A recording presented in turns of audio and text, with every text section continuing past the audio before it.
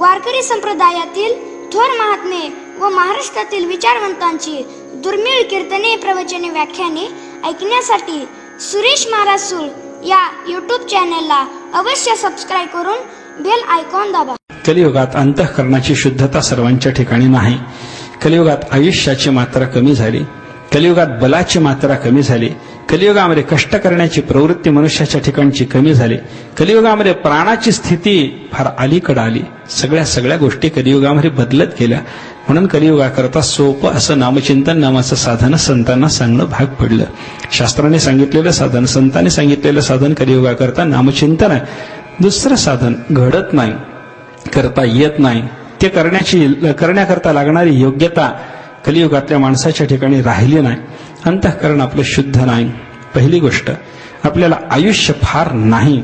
दुसरी गोष्ट, शतायुर्वय पुरुषः, फार झालं तर 100 वर्षाचं आयुष्य एखाद्या माणसाच्या वाट्याला येतं. अशी कलियुगातली अवस्था. बलाचा विचार करा, अत्यंत क्षीण बल आपण झालो. कष्टप्रवृत्तीचा विचार करा, आपल्या ठिकाणी कष्टप्रवृत्ती राहिली नाही.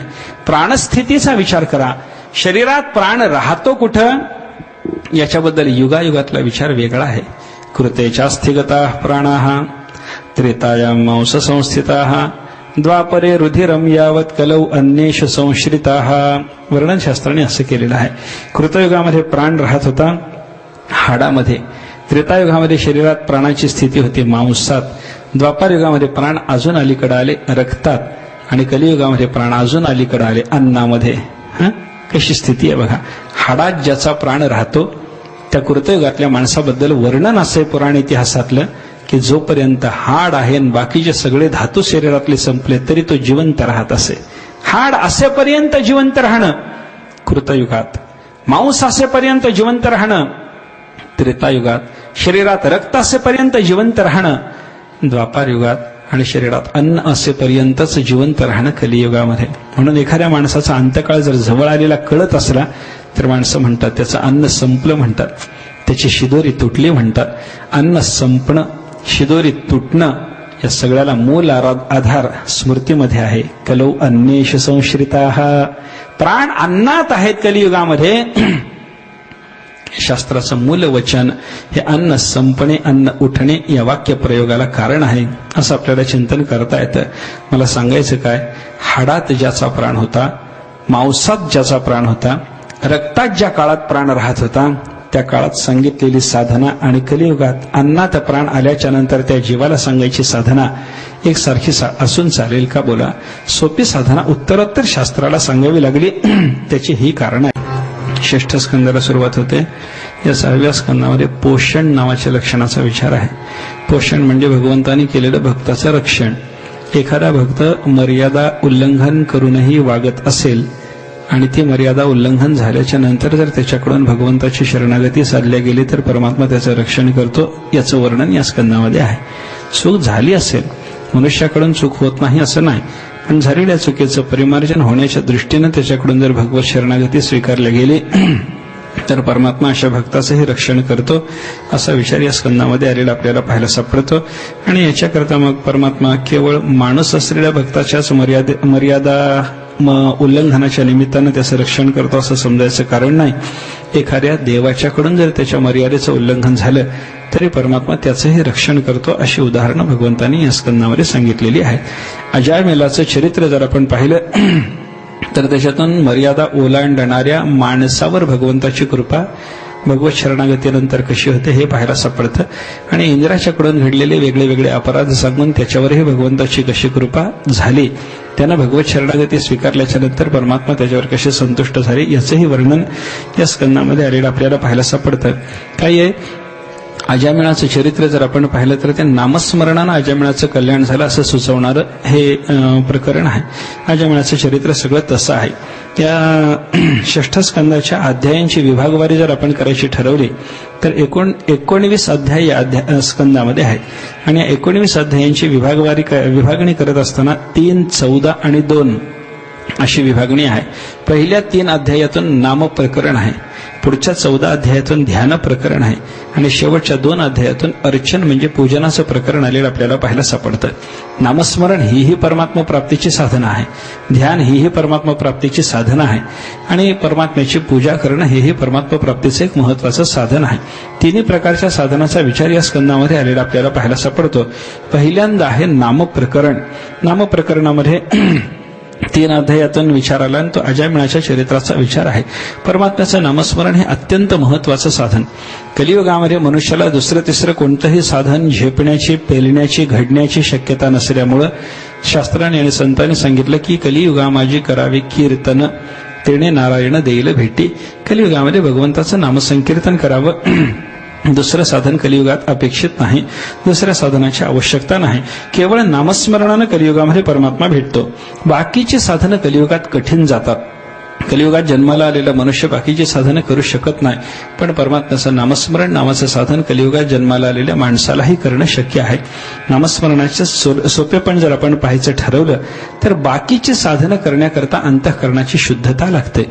ते अंतःकरणाची शुद्धता नामस्मरणाकरता लागेलच हा नियम नाही. अंतःकरणाची शुद्धता धारण करून जर मनुष्य नामस्मरण करत असेल तर ते कमी महत्वाचं आहे असं नाही, पण अंतःकरणाची शुद्धता नसतानाही नामस्मरण करता येतं.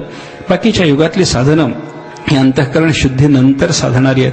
कलियुगातल्या साधनाचा तसा विचार नाही.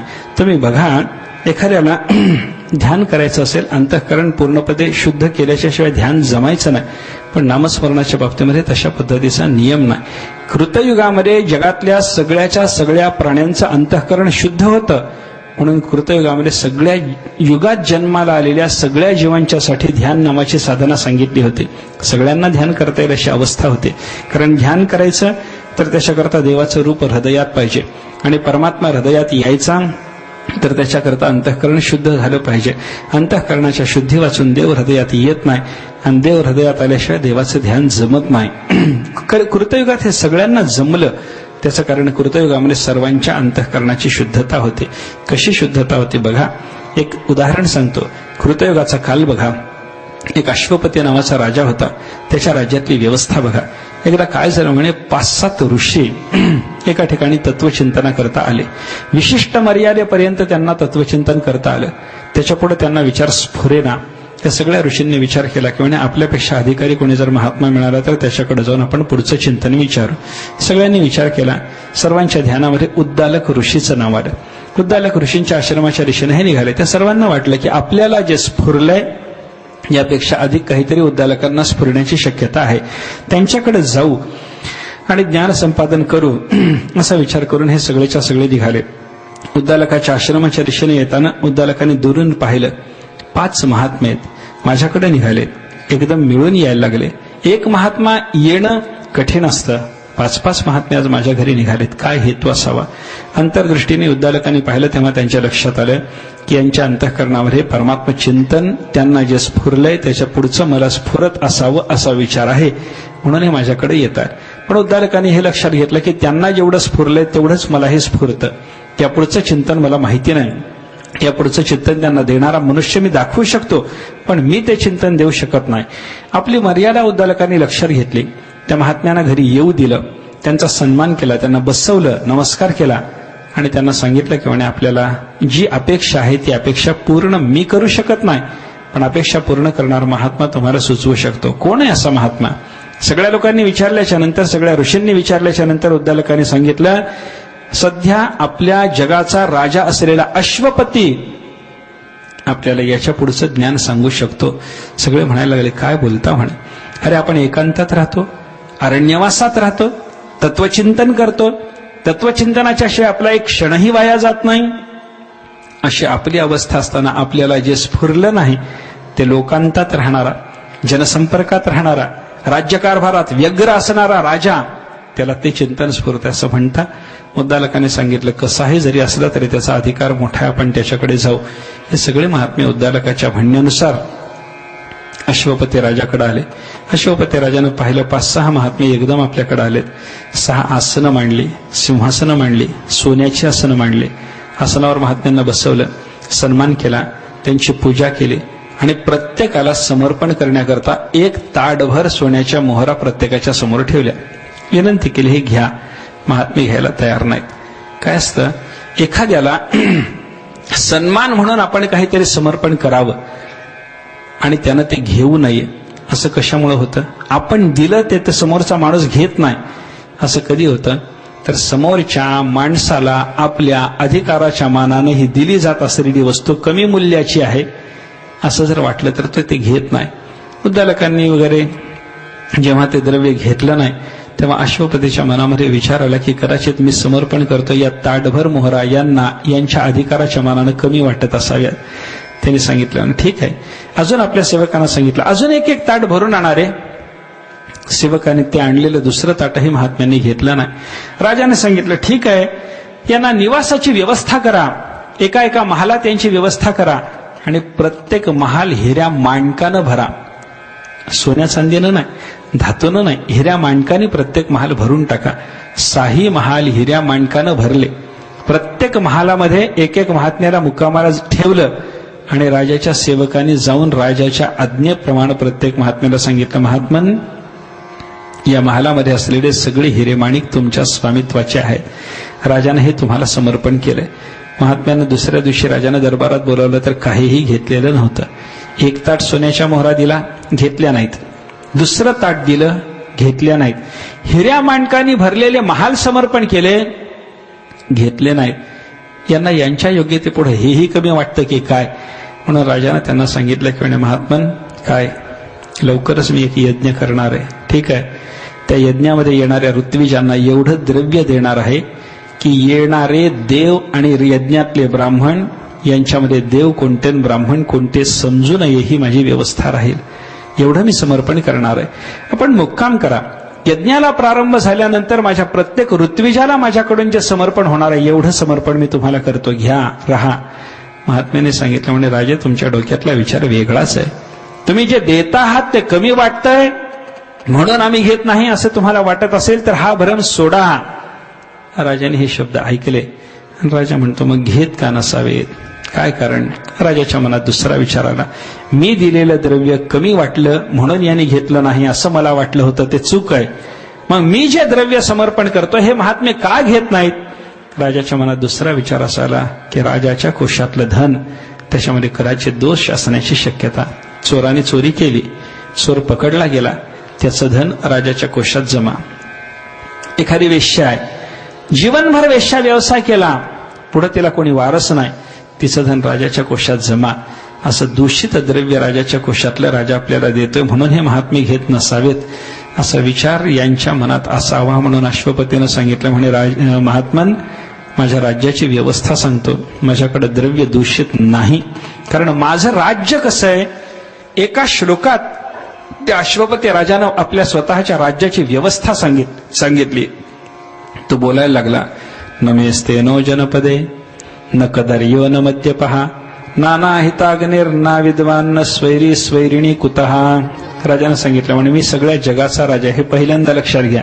आणि सगळ्या जगाचा राजा असलेला मी माझ्या राज्याची व्यवस्था अशी सांभाळतो. कसे?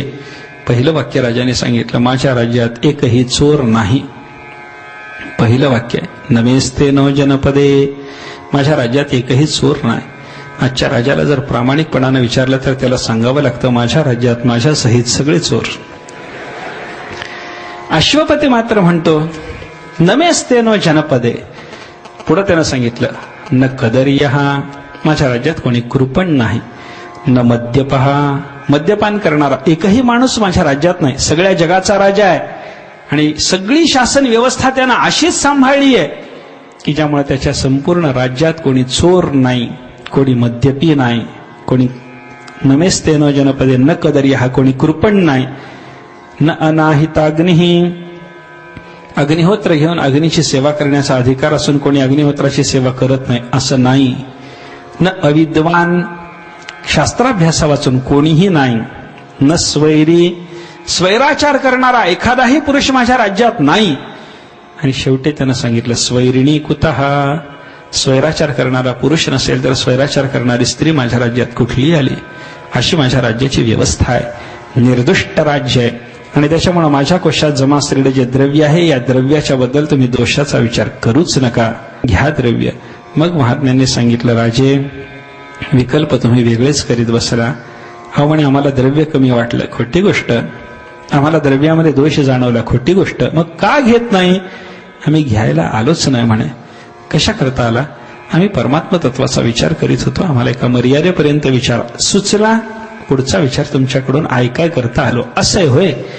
राजाने सांगितलं, मग माझ्याकडून जर ऐकायचं असेल तर आता मी मोठा आणि तुम्ही लहान आहेत, मग उद्या मलाच काहीतरी समर्पण करण्याकरता घेऊन या, मग ऐका म्हणे.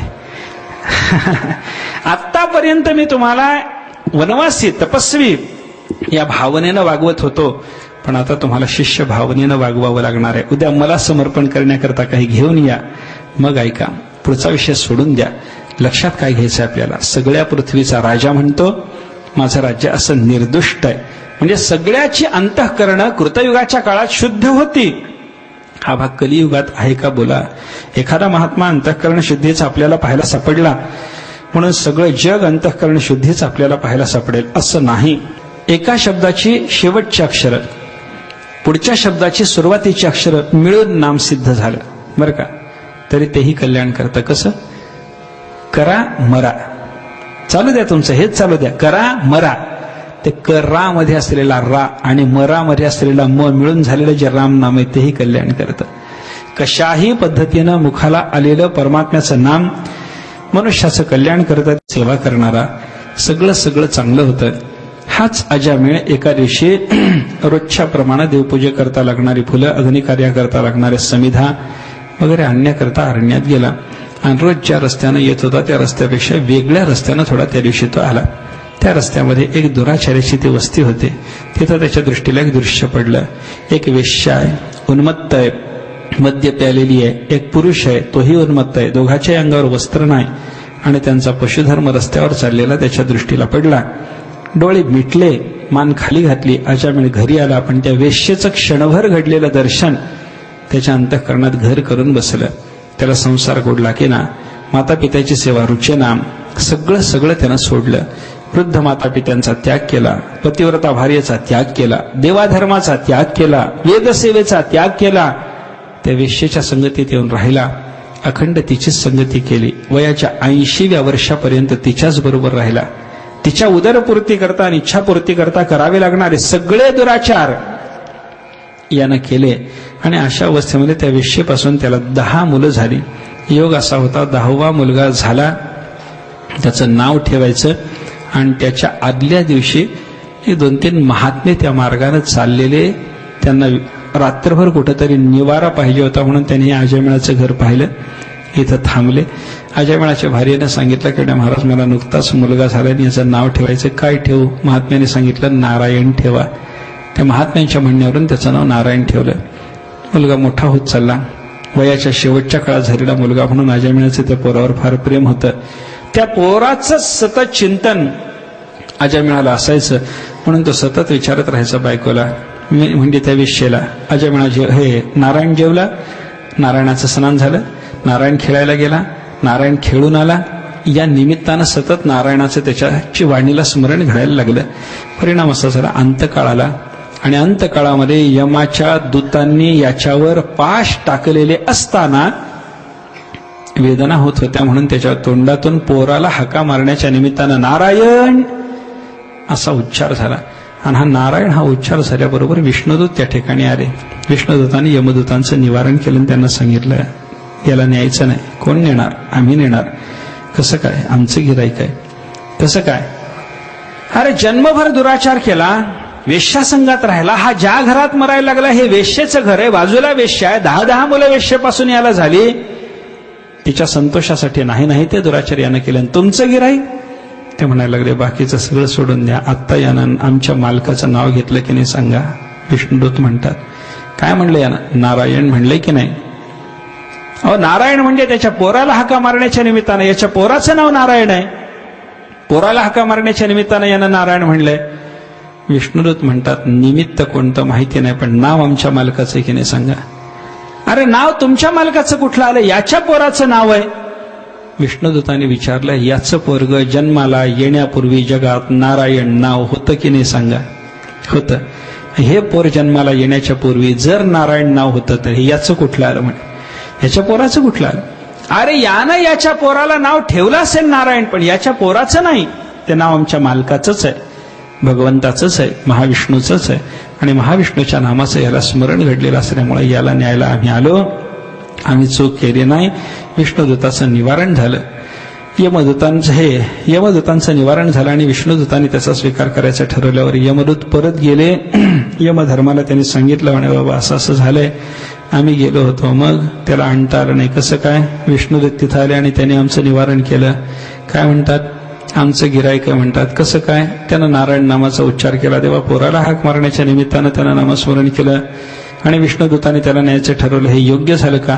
यमधर्माने सांगितलं अतिशय योग्य आहे म्हणे. भगवंताच्या नामाचा महिमा तुम्हाला कळाला नाही. आम्ही काही लोकच असे आहोत की आम्हाला भागवत धर्म कळतो, म्हणून नामस्मरण करताना त्या नामाचं सोपेपण असं आहे की कशाही पद्धतीनं केलेलं नामस्मरण मनुष्याच्या जीवनावर चांगलाच परिणाम करतं.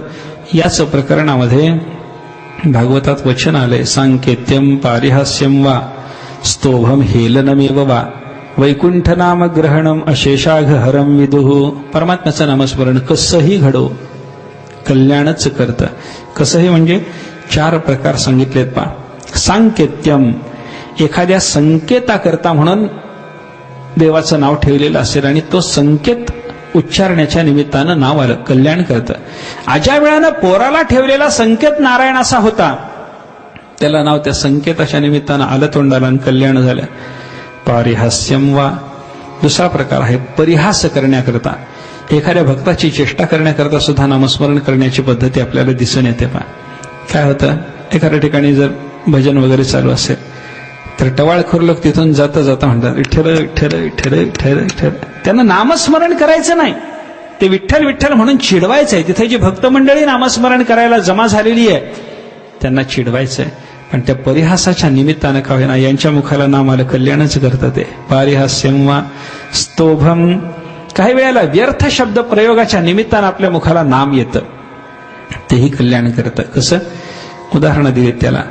थंडीच्या दिवसामध्ये एखाद्या माणसाला समजा हुडहुडी भरली, कापर भरलं, तर तो असं बसल्या ठिकाणी पांघरून वगैरे नसलं म्हणजे असं अंग त्याचं कापतं, तो हु हु हु हु करतो ना, ते हु हु हु हु असं करण्याच्या ऐवजी हरी हरी हरी हरी हरी हरी हरी असं जर त्याच्या तोंडाला आलं तर ते हुहूच्या ऐवजी हरिहरी तोंडाला येणं व्यर्थ शब्द आहे. हुहू व्यर्थ शब्द, हुहूला काही अर्थ नाही. काकडलेला मनुष्य जे हुहू करतो त्याला काही अर्थ नसतो.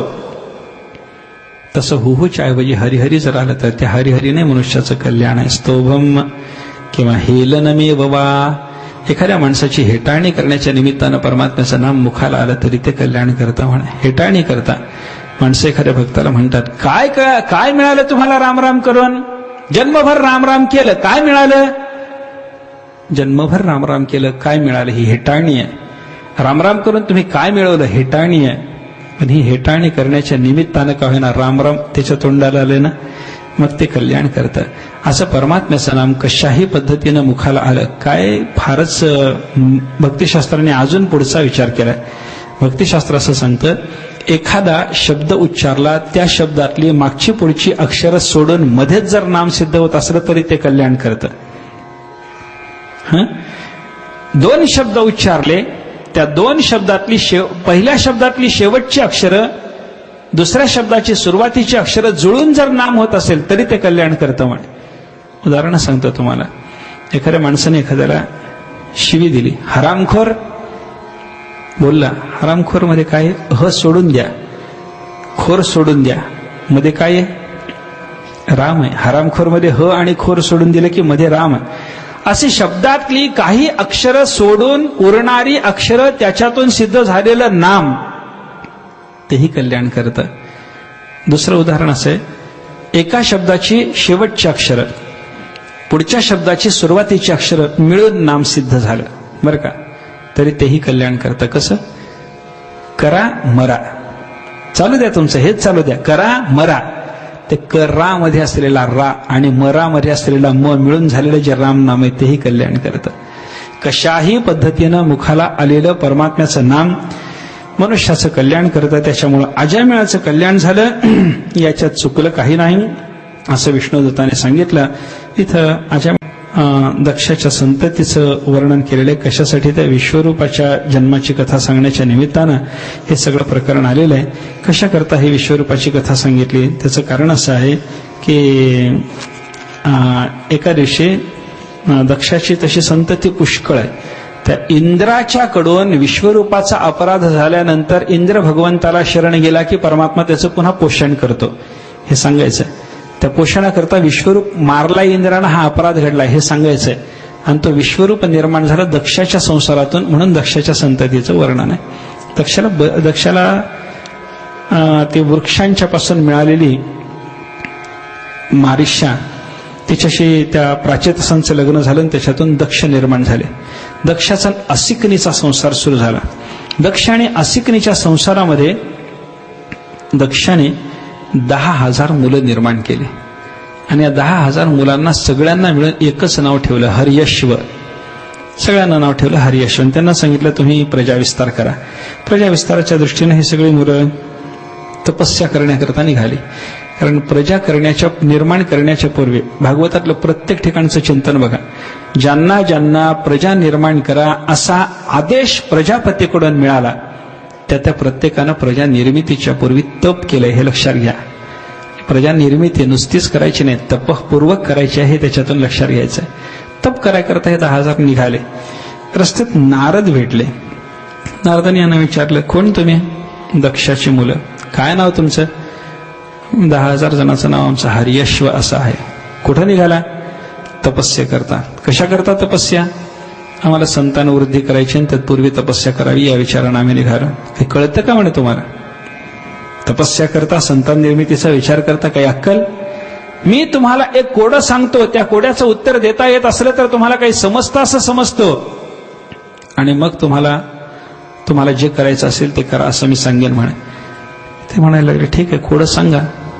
काय असतं? शब्दातून अशी कोडी निर्माण होतात पा.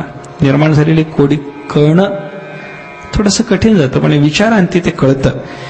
त्याने सांगितलं, एक राष्ट्र आहे, एकच पुरुष आहे, एक असं बिळ आहे की त्या बिळात गेल्याच्या नंतर परत येणं नाही. एक स्त्री आहे, तिचे अनेक रूप आहेत. एक पुरुष आहे, तो वेश्यापती आहे. एक नदी आहे, ती दोन्हीकडे वाहत राहते.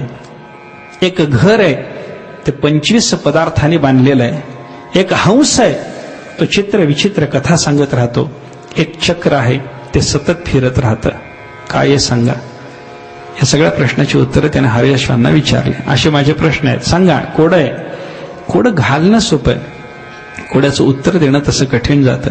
शब्दातलं साधं कोडं काय?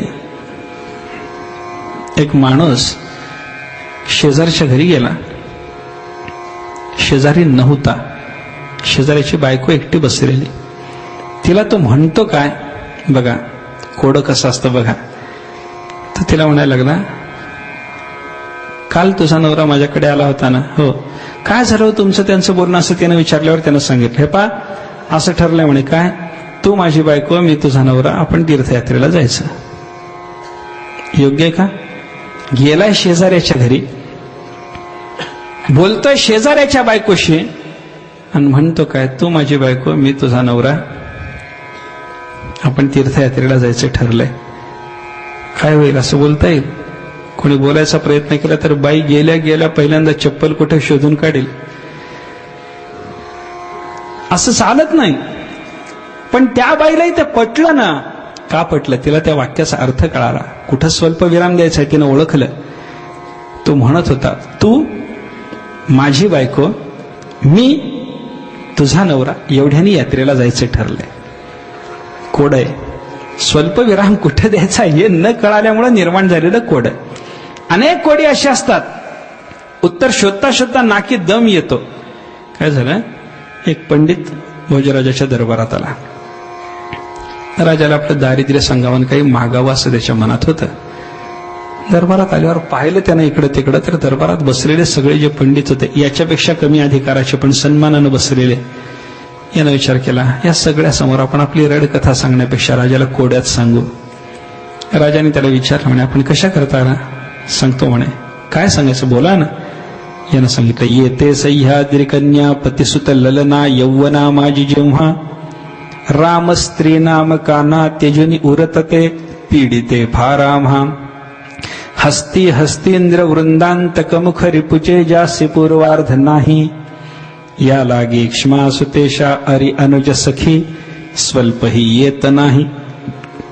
राजाला त्याने सांगितलं, राजा माझी परिस्थिती सांगतो म्हणे. काय? येते सह्याद्री कन्या, सह्याद्रीची कन्या कोण? सह्याद्रीहून उगम पावलेली गोदावरी. बर. पतिसुत ललना, तिचा पती समुद्र, त्या समुद्राचा मुलगा चंद्र, समुद्र मंथनातून तो निघाला ना, त्याची ललना म्हणजे बायको, समुद्राची हे चंद्राची बायको भार्या रात्र. बर का? सह्याद्रीची कन्या गोदावरी, तिचा पती समुद्र, त्याचा मुलगा चंद्र, त्याची बायको रात्र. ती जेव्हा यौवनात येते म्हणजे मध्यरात्र ज्यावेळी होते, एवढाच त्याचा अर्थ. पुढे त्याने काय सांगितलं? राम स्त्री नाम काना त्यजुनी उरतते पीडिते फार आम्हा. रामाची स्त्री कोण? सीता. तिच्या नावातला काना काढून टाका, उरलं काय? शीत. शीत म्हणजे थंडी. पीडिते फार आम्हा, आम्हाला थंडीची फार पीडा होते. जेव्हा मध्यरात्र होते तेव्हा आम्हाला थंडीची फार पीडा होते. पुढं हस्ती हस्तींद्र वृंद. हस्ती म्हणजे हत्ती, हस्तींद्र म्हणजे बलाढ्य हत्ती, त्यांचे वृंद म्हणजे कळप, त्यांचा अंतक म्हणजे नाश करणारा, हत्तीच्या कळपाचा नाश करणारा सिंह, त्याचं ज्याला मुख आहे तो नरसिंह, त्याचा जो शत्रू हिरण्यकश्यप, त्याच्यातला पूर्वार्ध आमच्याकडे नाही. हिरण्य म्हणजे सोनं म्हणजे द्रव्य, पैसा आमच्याजवळ नाही. आणि त्याच्यामुळं मध्यरात्र होते तेव्हा थंडी फार पडते, आम्हाला पीडा होते, आमच्याजवळ पैसा नाही, आम्ही पांघरून घेऊ शकत नाही. म्हणून काय होतं? या लागे क्ष्मा सुतेशा अरि अनुज सखी स्वल्पही येत नाही. क्ष्मा म्हणजे पृथ्वी, त्या पृथ्वीची मुलगी सीता, त्या सीतेचा पती राम, त्या रामाचा शत्रू रावण, त्याचा धाकटा भाऊ कुंभकर्ण, त्या कुंभकर्णाची प्रिय सखी. तो 6 महिने झोपत असल्यामुळे झोप ती आम्हाला थोडी येत नाही. सांगायचं काय होतं? मध्यरात्र होते त्यावेळेला थंडी फार पडते, पैसा नसल्यामुळं पांघरून घेऊ शकत नाही आणि झोप अजिबात त्याच्यामुळे येत नाही. म्हणजे द्रव्य मला पाहिजे असं त्याला मागायचं होतं. लांब लचक कोडं केवढं मांडलं बघा तुम्ही त्यानं. अशा पद्धतीची अनेक कोडी जगामध्ये असतात, त्याचा थोडा विचार केला की ते कोडं सुटतं. तसं या हर्यश्वांच्या समोर नारदानी मांडलेले जे कोड आहे, हर्यश्वाने सांगितलं, लगेच उत्तर देतो म्हणे. काय? एक राष्ट्र, तिथला एक पुरुष. राष्ट्र म्हणजे अवस्था, जग, तिथला एक पुरुष म्हणजे परमेश्वर. इथं असलेलं एक बीळ, त्या बिळात गेल्याच्या नंतर परत येणं नाही. परमात्मा हे बीळ आहे. यद्गत्वा न निवर्तन्ते तद्धाम परम मम. जिथे गेल्याच्या नंतर परत फिरणं नाही असं बीळ म्हणजे परमेश्वर आहे. एक नदी आणि ती दोन्हीकडे वाहते, ही माया नदी आहे. उत्पत्तीही करते आणि संहारही करते. परस्पर विरुद्ध अशा 2 दिशांना वाहणारी ही नदी आहे. एक पुरुष आहे तो वेश्यापती आहे, एक स्त्री आहे ती अनेक रूपाची आहे. बुद्धी अनंत बुद्धीचे तरंग क्षणक्षणा पालटे रंग. ही बुद्धी म्हणजे वेश्या, अनेक रूपाची स्त्री. आणि या अनेक रूपाच्या स्त्रीशी विवाहबद्ध झालेला जीव वेश्यापती. एक घर आहे 25 वस्तूंनी बांधलेलं. 25 तत्वाचं घर म्हणजे शरीर. एक हंस आहे, चित्र विचित्र कथा सांगतो, शास्त्र. सगळ्या प्रश्नाची उत्तरं दिल्यानंतर नारदाने हर्यश्वांना सांगितलं, ठीक आहे म्हणे, एवढं तुम्हाला जर ज्ञान असेल तर संतान वृद्धी करता प्रयत्न करण्यापेक्षा परमात्मा प्राप्ती करता प्रयत्न केलेला बरा. निघा तुम्ही. हर्यश्व निघून गेले. त्यांनी तपस्या केली. संतान वृद्धीच्या ऐवजी परमात्मा प्राप्ती करता आपली मुलं निघून गेली. हे जेव्हा दक्षाला कळालं तेव्हा पुन्हा दक्षानं प्रजा वाढवण्याकरता हजारो संतती दुसरी निर्माण केली. यांना नाव दिलं शबलाश्व. यांनाही संतान वृद्धीची आज्ञा करून अरण्यात पाठवलं. हे निघाले. रस्त्यानं जाताना पुन्हा नारद भेटले. त्यांनी त्यांना विचारलं, ते हर्यश्व तुमचे भाऊच का रे? होय म्हणे. मग त्यांनी दिलेल्या प्रश्नाची उत्तरं देता का रे? यांनी प्रश्नाची उत्तरं दिली. ती उत्तरं ऐकल्यानंतर नारदानेही त्यांना आत्मकल्याणाकरता पाठवून दिलं. असं दक्षाने संतान निर्माण करून प्रजावृद्धी करता त्यांना तपस्येकरता पाठवलं की नारद त्यांना परमात्मा प्राप्ती करता साधना करण्यासाठी लावायला लागले. हे पाहून नारदाचा राग दक्षाला आला. आणि नारदाने सांगितलं, तुला एका ठिकाणी कधीही राहता येणार नाही, तुझा सतत संचार त्रिभुवनात चालत राहील. दक्षानं दिलेला हा शाप नारदाला चांगलाच वाटला, कारण साधू घुमता भला असं म्हणतात.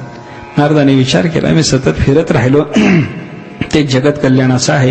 आणि याच्यानंतर पुढे दक्षाला झालेल्या ज्या 60 कन्या, त्या 60 कन्यापैकी दक्षाची एक कन्या अदिती, त्या अदितीच्या पोटी जन्माला आलेला त्वष्टा आणि त्वष्ट्याच्या पोटी जन्माला आलेला विश्वरूप नावाचा ब्राह्मण आहे. त्याच्याकरता ही दक्षाच्या सगळ्या वंशाची कथा सांगावी लागली.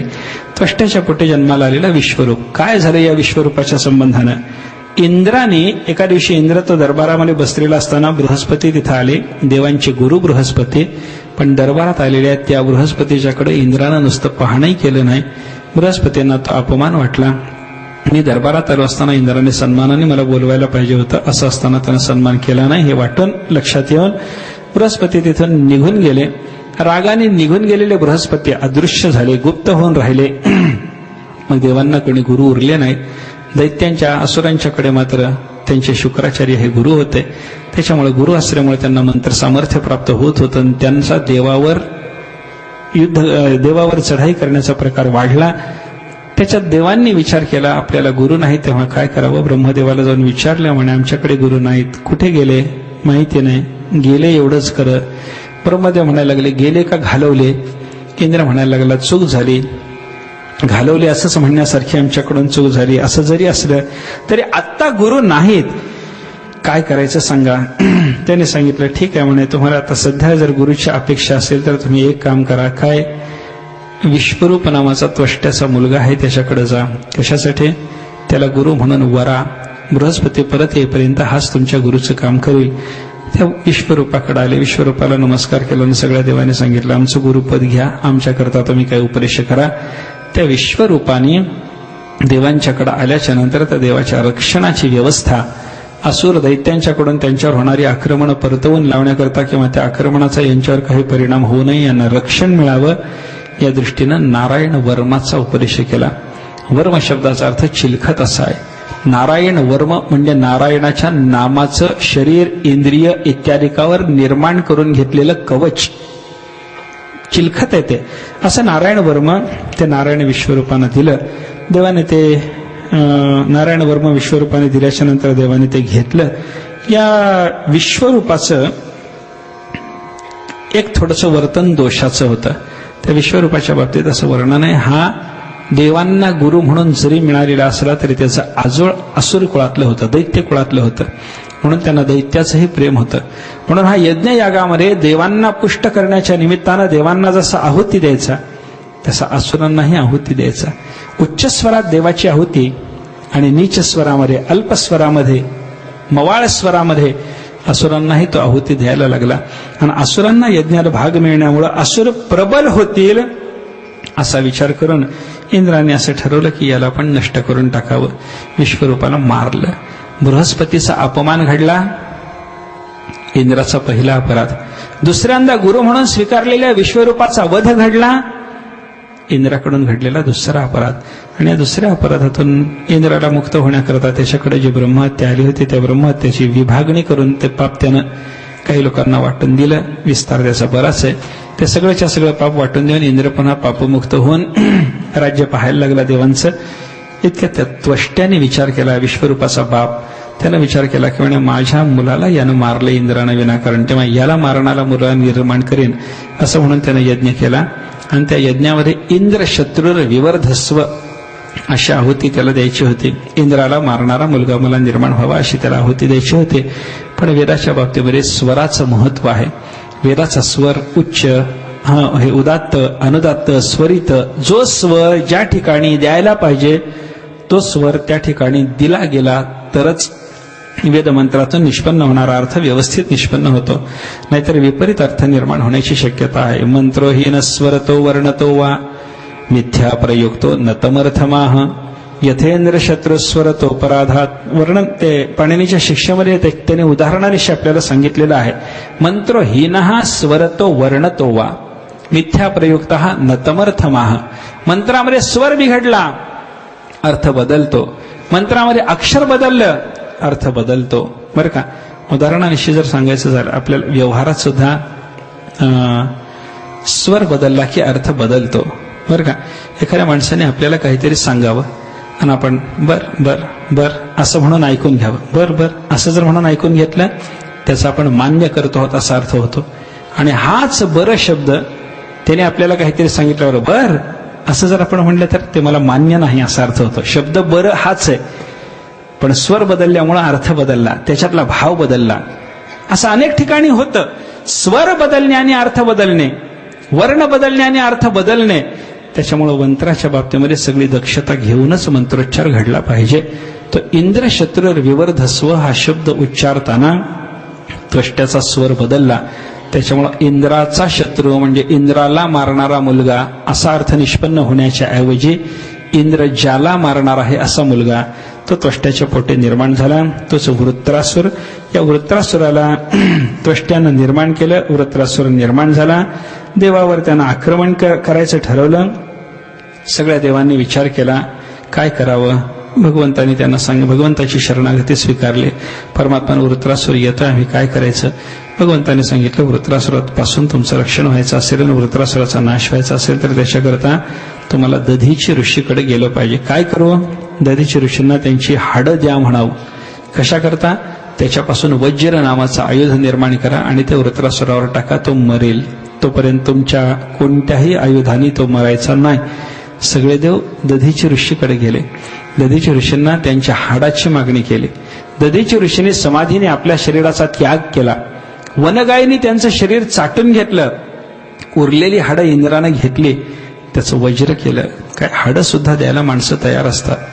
कर्णस्त्वचम शिबिर मांसम जीवन जीमूत वाहनहा ददौ दधी चिरस्थीनी नास्त्यदेयम महात्मना. महात्मा पुरुषाच्या करता अदेय वस्तू नाही, तो नाही म्हणतच नाही. मागायला याल ते देतो. कर्णाकडे मागणी केल्याच्या बरोबर कर्णाने आपल्या अंगावर त्वचेसारखी असलेली कवचकुंडल देऊन टाकली ना. शिबिराजाच्याकडे मागणी झाल्याबरोबर शिबिराजाने मांस देऊन टाकलं ना. तसं दधीची ऋषीने देवांनी मागितल्याबरोबर आपल्या हाडाचं दान दिलं. एक व्यष्टीचं शरीर सांभाळण्यापेक्षा समष्टीच्या कल्याणाकरता या देहाचा जर उपयोग होत असेल तर एक व्यक्ती मेलेली परवडली.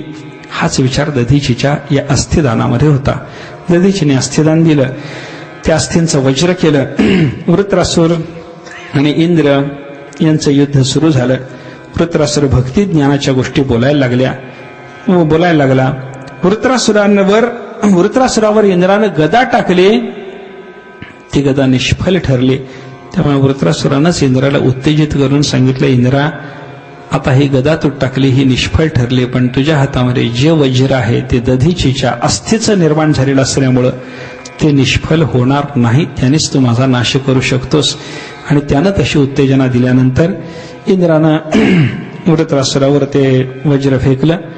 वज्र दधीचीच्या अस्थिचं असल्यामुळे त्या अस्थिच्या योगानं वृत्रासुर मेला. वृत्रासुराच्या मरण्यानं सुद्धा वृत्रासुरही पुन्हा विश्वरूपाचा सख्खा भाऊच असल्यामुळे तोही ब्राह्मणन ब्रह्महत्या पुन्हा या इंद्राच्या पाठीमागे लागले. या ब्रह्महत्येपासून स्वतःचा बचाव करून घेण्याकरता इंद्राला काही काळपर्यंत कमल तंतूमध्ये बसून राहावं लागलं. इथं काही लोकांनी शंका विचारली हा वृत्रासुर असुर असताना याला भक्ती ज्ञानाच्या गोष्टी कशा बोलता आल्या. परमात्म्याचं भक्तीचं बोलणं यानं कसं केलं, ज्ञानाचं बोलणं यानं कसं केलं, भक्ती ज्ञान याला कुठून आलं. त्याचं पूर्वचरित्र त्या निमित्तानं थोडंसं शुकाचार्यांनी सांगितलंय. हा चित्रकेतू नावाचा एक राजा होता, निस्संतान होता. अंगिरा ऋषी याला भेटायला आले.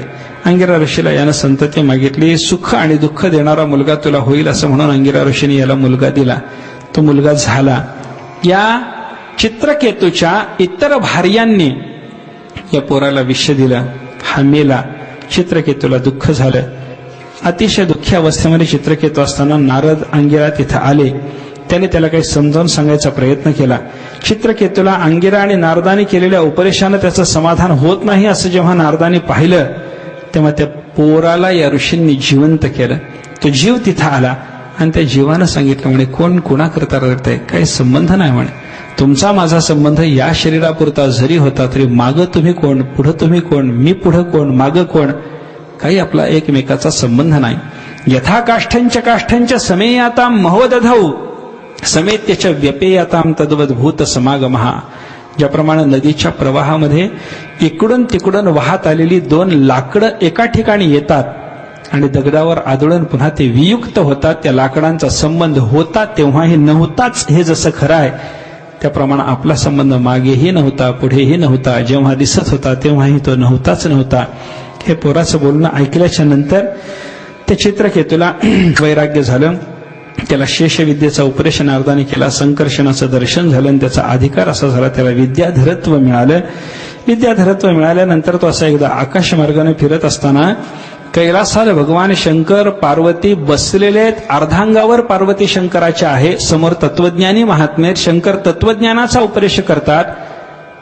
तत्वज्ञानाचा उपदेश करणाऱ्या शंकराच्या मांडीवर बसलेली, अर्धांगावर बसलेली पार्वती पाहिल्यानंतर या चित्रकेतूला हसू आलं.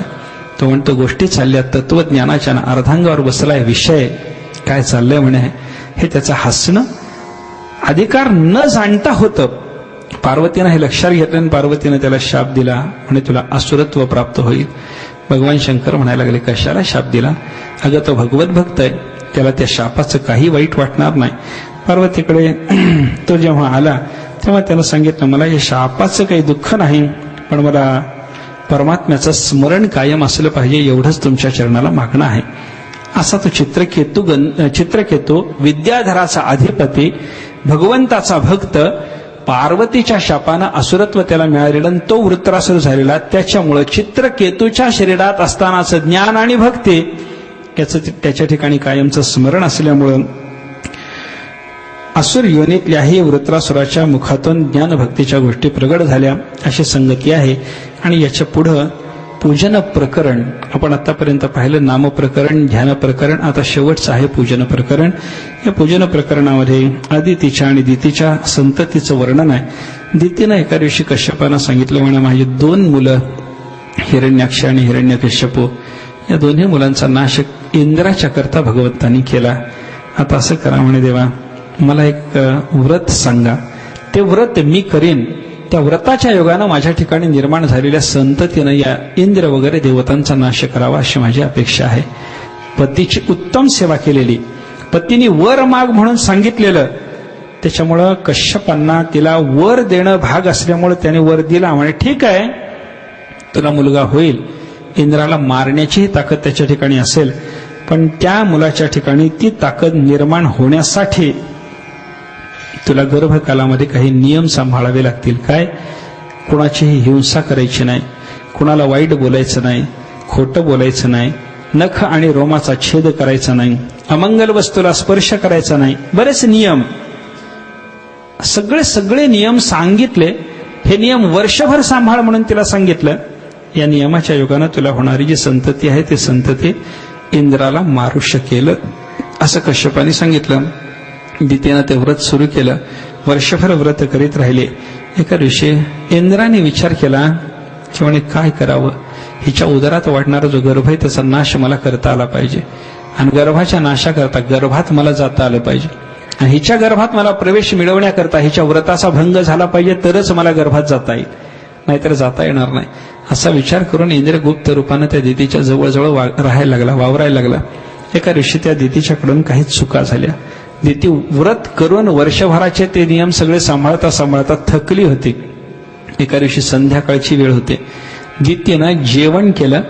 जेवण झाल्याच्या नंतर उष्ट्या तोंडानी हातानी हातपाय न धुता झोपू नको असा नियम तिला सांगितलेला होता. पण दितीचा हात धुवायचा, चूळ भरायची राहून गेले आणि दिती तशीच झोपली. याच एका निमित्ताचा उपयोग करून घेऊन इंद्र तिच्या गर्भात प्रविष्ट झाला. गर्भामध्ये जो तो वाढत असलेला गर्भ होता, उदरामध्ये वाढत असलेला गर्भ, त्याचे 7 तुकडे केले. 7 तुकडे केल्यानंतरही ते तुकडे जिवंत आहेत असं पाहिल्यानंतर पुन्हा त्याचे 7 तुकडे केले. असे 49 आणि ते सगळे जिवंत राहिले. त्यांच्यासह मग इंद्र जन्माला आला. 49 ते आणि 50वा इंद्र यांना पाहिल्यानंतर दितीनं विचारलं, म्हणे तू माझ्या गर्भात कधी गेलास, असं कसं केलं तू? त्यांनी सांगितलं, म्हणे आई मला हे माझ्या रक्षणाकरता करावं लागलं, आणि आता मी तुझ्या पोटी जन्माला आलेला असल्यामुळं मला तू शाप वगैरे देऊ शकत नाहीस. माझं तुला एकच म्हणणं, या तुझ्या मुलांना म्हणजे माझ्या या भावांना मी आता स्वर्गामध्ये विशिष्ट स्थान घेऊन जातो. आणि मग त्यानं त्या 49 जणाला आपल्या बरोबर नेलं त्यांचं नाव आहे मरुद्गण. 49 तो समुदाय. मरुत हे त्यांचं नाव आणि गण म्हणजे समुदाय, अशा त्या देवता झाल्या. आणि या मरुद्गणांची उत्पत्ती होण्याच्या दृष्टीनं दितीला कश्यपाने सांगितलेलं जे पुंसवन व्रत आहे, हे पुंसवन व्रत विस्ताराने शेवटच्या अध्यायामध्ये शुकाचार्याने सांगितलेलं आहे. असं पूजन, भगवंताचं पूजन, व्रताच्या निमित्तानं घडणारं भगवंताचं पूजन, असं अर्चनाचं एक प्रकरण या स्कंदामध्ये जे आहे. परमात्म्याचं नामस्मरण, भगवंताचं ध्यान आणि परमात्म्याचं पूजन, हे 3 प्रकरणं. किंवा इंद्रासारखा देवकोटीतला पण मर्यादा उल्लंघन करतो आणि शेवटी भगवंताला शरण जातो, परमात्मा त्याचं रक्षण करतो. अजामिळासारखा मनुष्य योनीतला तो मर्यादा ओलांडतो आणि भगवंताला शेवटी शरण जातो, परमात्मा त्याचं रक्षण करतो. असं पोषण नावाचं जे महापुराणाचं लक्षण आहे, त्याचा विचार करून हा स्कंद थांबला. 7व्या स्कंदाचा विचार करायचा आहे. थोड्या वेळ नामस्मरण होईल, पुढचा विचार करू. माधवा मुकुंदा हरे राम गोविंदा, माधवा मुकुंदा हरे राम गोविंदा, माधवा मुकुंदा हरे राम गोविंदा, माधवा मुकुंदा हरे राम गोविंदा, माधवा मुकुंदा हरे राम गोविंदा, माधवा मुकुंदा हरे राम गोविंदा, माधवा मुकुंदा हरे राम गोविंदा, माधवा मुकुंदा हरे राम गोविंदा, माधवा मुकुंदा हरे राम गोविंदा, मुकुंदा हरे राम गोविंदा, माधवा मुकुंदा हरे राम गोविंदा, मुकुंदा हरे राम गोविंदा, माधवा मुकुंदा हरे राम गोविंदा, माधवा मुकुंदा हरे राम गोविंदा, माधवा मुकुंदा हरे राम गोविंदा, माधवा मुकुंदा हरे राम